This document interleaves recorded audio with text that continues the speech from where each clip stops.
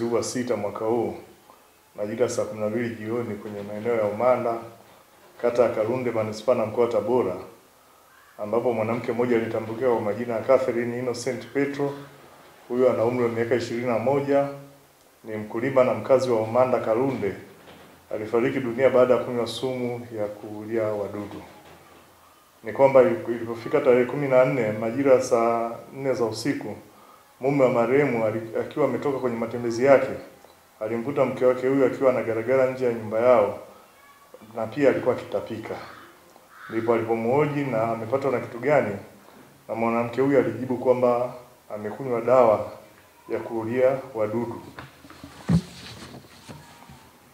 Baada ya kujibiwa hivyo, aliwajulisha ndugu, kisha wakambeba na kumkimbiza katika zahanati ya Umanda, ambapo alipatiwa huduma ya kwanza na kupewa rufaa ya kumpeleka hospitali ya Milambo. Na ilipofika majira ya saa 6 usiku, walimchukua mgonjwa na kumrudisha nyumbani badala ya kumpeleka katika hospitali aliyopewa rufaa. Na ilipofika majira ya saa 12 jioni, mwanga huyu alifariki dunia akiwa nyumbani kwake. Chanzo cha tukio hili kimebainika ni wivu wa kimapenzi, na hii ni kutokana na migogoro ya kifamilia waliokuwa nayo na mume wake.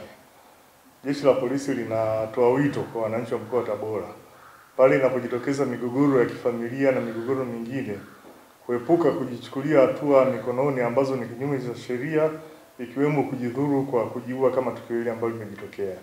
Zipo njia mbalimbali za kutatua migogoro, ikiwemo kushirikisha viongozi wa dini, kushirikisha viongozi wa serikali waliomo kwenye maeneo yao, na pia jeshi la polisi tunalo dawati ambalo linashughulikia migogoro mbalimbali.